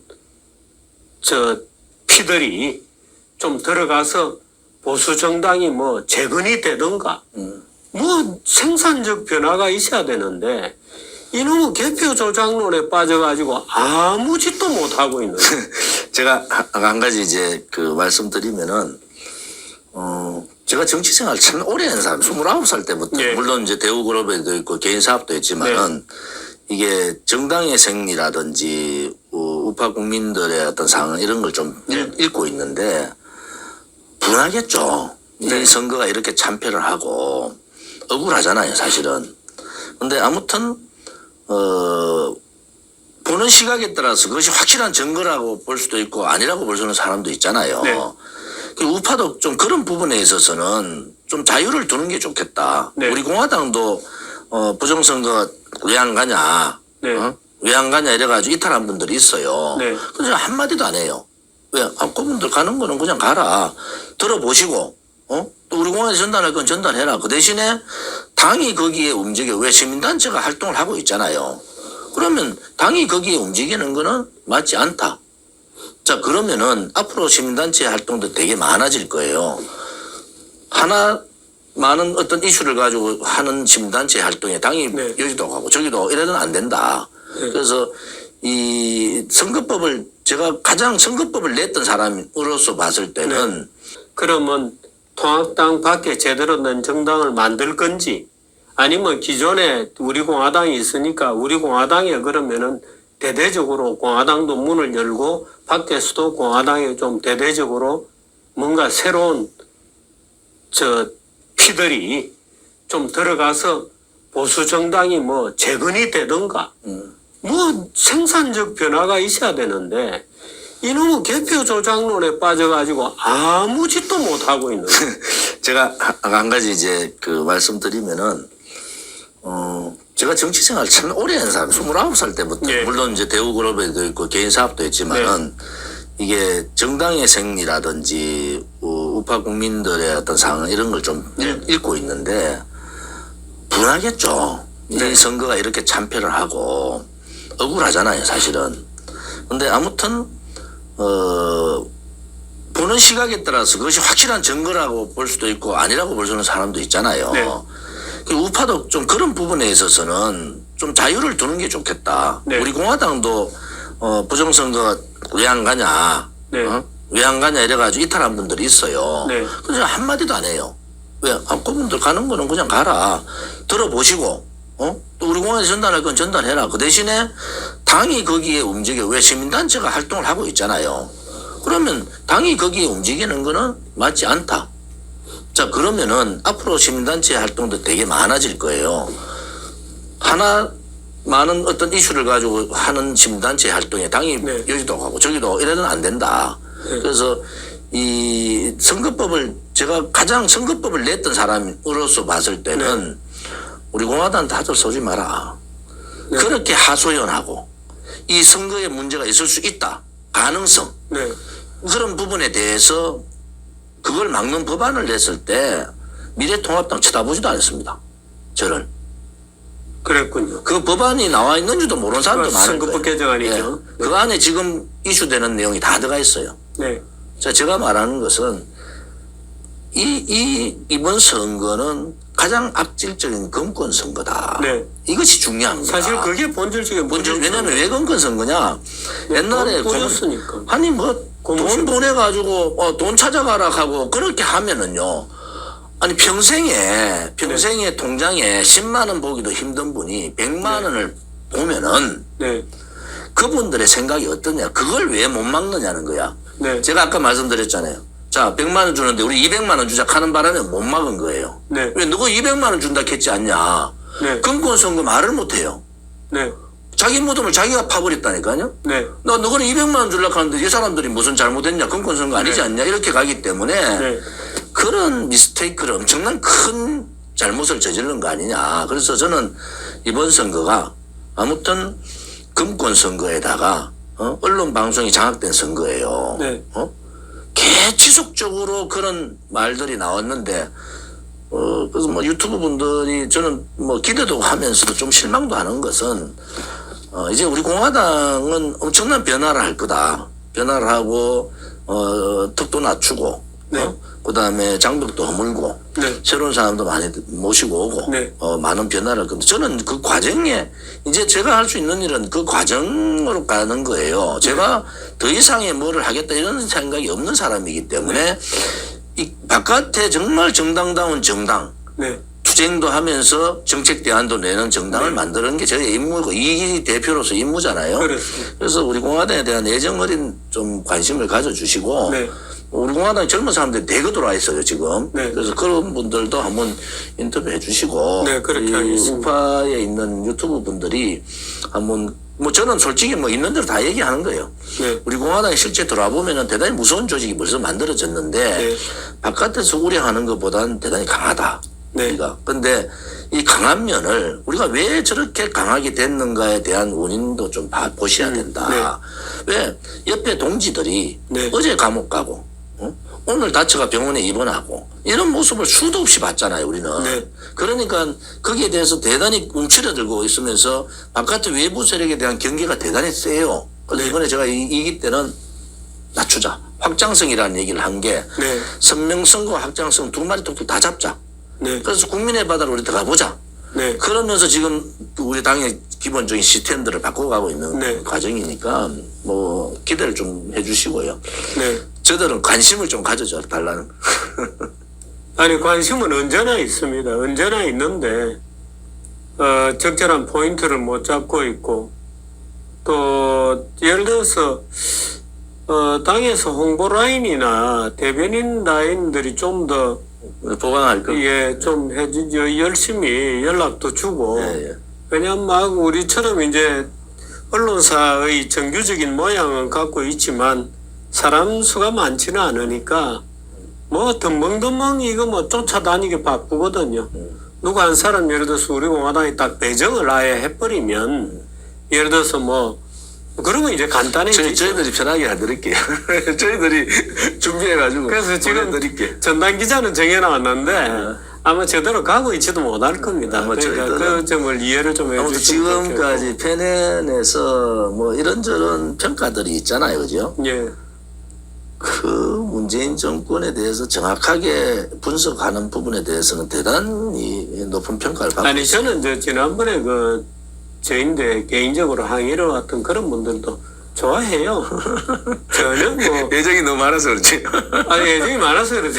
아니 그래서 제가 1층에 와 있다 그러길래 제가 1층으로 내려갔잖아요. 그 1층으로 내려갔을 때 오늘 만나려니까 경찰들이 와가지고 애고 싸는 바람에 다 버렸어요. 그 사실은 그날 대화를 하려고 내려간 건데. 그러니까 아무튼 네, 저희들이 이기 지도부가 젊어진과 과 동시에 당도 혁신 변화를 많이 할 것 같아요. 그렇게 좀 해주시고 네. 이 조 대표님 개인의 정치 진로 저는 뭐 어차피 국회의원을 3선을 했고 제 네. 지역구를 떠날 수는 없잖아요. 네. 뭐 지역구 지금도 뭐 집이 대구에 있으니까 사실 저는 서울에 전세 얻을 돈이 없어요. 그래서 대구 있는 거예요. 서울에 뭐 전세 얻어가지고 그래 있을 돈이 없습니다. 네. 지금 뭐 대구 집도 뭐 반 이상이 대출 받아가 있는데 네. 큰일이네 이거. 뭐 나름대로 뭐 그 당원들한테 그 얘기를 해요. 뭐 우리 조원진 때까지가 이제 앞으로 2년까지가 과정일 거다. 네. 우리 공화당 이 과정을 잘 넘겨서 정말 우파 정당으로서 애국 정당으로 거듭나는 날이 올 거다 이렇게 보는 거죠. 우리 공화당은 제가 우리 당원들한테도 그렇게 해요. 행동하지 않는 지식인은 지식인이 아니다. 네. 행동해라. 말로 떠드는 거에 다 떠들 수 있잖아요. 네. 여기도 보니까 뭐 좋은 집 말로 그만 떠들어 가는데 우리는 말로 안 합니다. 행동하지. 그래서 용기 있는 지식인들 계시잖아요. 이병태 교수나 뭐 이런 사람들 네. 있잖아요. 저는 그런 사람들 좋아해요. 그런데 내가 이병태 교수하고 한번 만나서 얘기할 기회가 있어서 뭐 두세 시간 경제학자들, 예. 경제 전문가들, 학자들, 전문가들하고 만나서 얘기해봤는데 생각이 바르시더라고. 그래서 저는 아무튼 이번 선거 참패가 주는 교훈이 뭔가. 네. 우리 공화당은 뼈저리게 지금 변화를 하고 있는데 우리 네. 보수 우파 전체한테 준 교훈이 뭔가라는 거를 생각을 많이 하고 있어요. 이제 변화라는 거죠. 네. 지금의 행태로는 안 된다. 지금은까지는 위대한 지도자가 믿을 수 있는 지도자들이 있어서 그 지도자가 잘해줄 거라고 생각했는데 이제 영웅이나 지도자가 하늘에서 안 떨어진다는 거죠. 네. 그럼 각자가 그 역할들을 해야 되는데 그러면서 이제 우리가 영웅 시대는 끝났다고 보는 거예요. 새로운 지도자가 네. 나와서 네. 영웅하지 마라 이제는. 네. 그 사람들 그래 되면서 자꾸 도태된다. 네. 우리 우파가 참 안타까운 것은 한 번 이래 사람 모았다가 한 번 잘못하면 완전 또 빼버리잖아요. 네. 그러지 말고 꾸준하게 좀 지켜보자. 네. 그리고 우리 우파들도 좀 뭐라 그럴까요? 전략적 마인드를 좀 가져보자. 네. 그래서 좌파들하고 싸워야 되는데 어차피 이제 뭐 나라가 망하는 상황이니까 싸울 수밖에 없잖아요. 그럼 그 싸우는 방향을 어떻게 가져갈 거냐 하는 것은 공감대가 거의 비슷해요. 그래서 우리 공화당 이런 생각이에요. 김진태 의원하고도 어제 아래 통화를 했는데 아무튼 미래통합당 안에 지금부터 4년간 더 있는다라는 것은 저는 뭐 사실은 옳은 방향이 아니라고 보는 거예요. 네. 미래통합당이 4년을 갈지 안 갈지도 잘 모르겠어요. 네. 지금 상황에서는. 네. 그러면은 변화를 요구하고 행동하는 지성 또 나름대로 정치를 했던 사람들 네. 이 사람들이 바깥에 좀 모이자. 네. 모여가지고 미래통합당이 무서워할 정도의 조직을 좀 만드는 게 중요하다. 네. 누가 보더라도 저 사람은 그동안 했던 여러 가지 정치 행로가 네. 행보가 국민을 위해서 굉장히 희생적이었다. 또 두려워하지 않았다. 네. 그렇지만은 미래에 대해서도 좀 예측할 수 있는 사람이다. 이런 사람들이 있어요. 네. 이런 사람들이 이제는 각자 팔을 들고 보다는 저는 뭐 개인적으로는 참여할 수 있지만은 당이 대표니까 아무튼 우리 공화당 안에도 있어요. 괜찮은 사람들이. 네. 그런 사람들이 좀 참여해서 지금 미래통합당도 자꾸 욕하지 말고 바깥에 정말 대한 세력들이 좀 모이면은 저는 뭐 바깥의 세력들이 훨씬 더 인재들이 많다고 보는데 네. 이 인재들을 어떻게 모을 거냐의 문제잖아요. 보수의 원로들은 그 역할을 해야 된다는 거예요. 네. 그 역할을. 보수의 원로들이 선거 때마다 어디로 뭉치자 이런 말 좀 하지 말고. 손가락 들고 나오죠. 그러지 말고 정말 누가 보더라도 괜찮은 사람들 색깔이 좀 다를 수도 있잖아요. 네. 그런 사람들을 모으면은 저는 뭐 한 30명 모을 수 있을 것 같아요. 그죠? 30명 정도. 네. 뭐 제가 예를 들어서 뭐 김진태, 이병태 교수, 네. 김진태 의원, 그다음에 이현주 뭐 등등등 소위 말하는 태극기 우국 태극기 스타들이 있어요. 네. 자, 이 사람들 모이면은요 미래통합당 겁날 거 없을 것 같아. 네. 그죠? 그래서 저는 그런 역할들을 누군가가 보수에서 좀 해주고 그것이 새로운 정당화가 돼도 좋아요. 네. 저는 사실은 네. 그게 갑자기 졸속적으로 정당이 생기는 게 아니고 네. 실질적으로 지금부터 해서 3년 정도의 그럼요. 쭉 가는 과정에서 자, 결과로서 나오는 그런 거죠. 정당들이 네. 하나 생기면은 우리 공화당이 있잖아요. 네. 자, 우리 공화당 아무튼 세가 있단 말이에요. 네. 그러면은 이러한 정당들이 서로 경쟁을 하면서 어느 순간에 같이 합칠 수도 있고, 그죠? 네. 그런 과정들을 좀 하는 것이 원로들, 특히 네. 이 유튜브 분들이 지금 네. 아무튼 시청자들이 많잖아요. 네. 이런 운동을 좀 해보자. 아직 이제 3년이 더 남았잖아요. 네. 지금 4월 선거니까 뭐 3년 6개월, 7개월이 더 남아있으니까 이런 운동을 하면은 네. 변화한다. 바깥이 가만히 분열대가 있으니까 미통당이 자기가 뭔지도 모르고 척하고 있어요. 네. 바깥이 딱 뭉치는 순간에요. 저기는 와르르 무너집니다.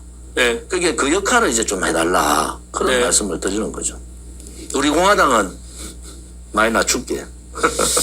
아니, 조 대표님 말씀 들으니까 그래도 희망이 좀 생기는 것 같은데요. 조 대표님이 그런 정도로 고민을 하고 계시면 가능할 겁니다.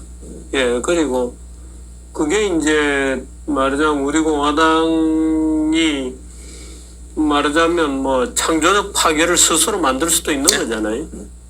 큰 변화를 아마 국민들께서 우리 공화당이 크게 변화하는 것을 보실 거예요. 네. 크게 변화하는 것을. 저희들은 변화하고 바꿀게요. 네, 저희들 가치는 딱 정해져 있어. 강령에.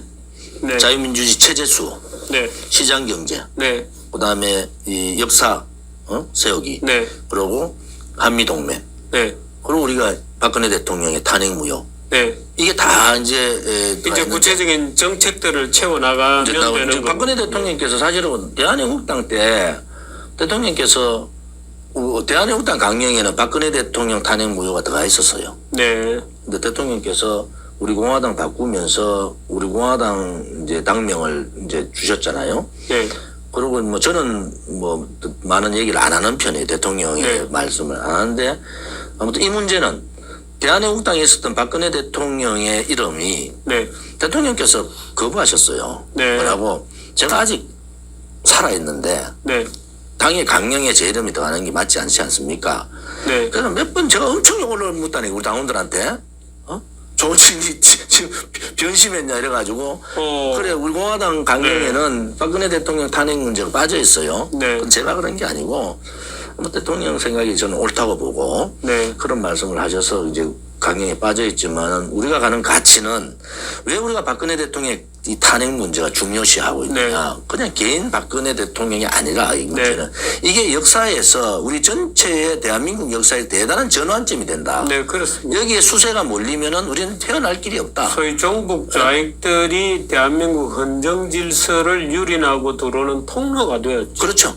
네, 그래서 그 계기가 되었죠. 그래서 우리가 박근혜 대통령이 그동안 그렇게 이 재임 기간 동안에 좌파들하고 투쟁했던 모습들을 이제 하나하나 다 나오지 네. 않습니까?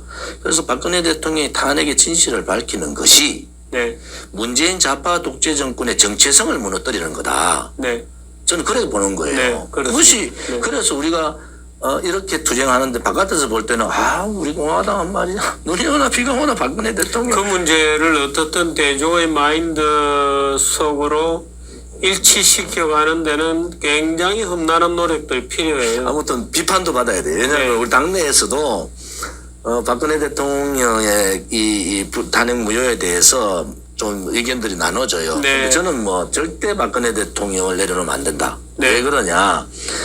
역사적으로 지금은 이러지만은 시간이 더 지난 역사에서 네. 이 박근혜 대통령의 탄핵의 문제가 네. 대한민국의 현대사에 대단한 중요한 역사가 된다. 네, 자, 이 문제를 그냥 탄핵의 강을 쉽게 건너가면 큰일 난다.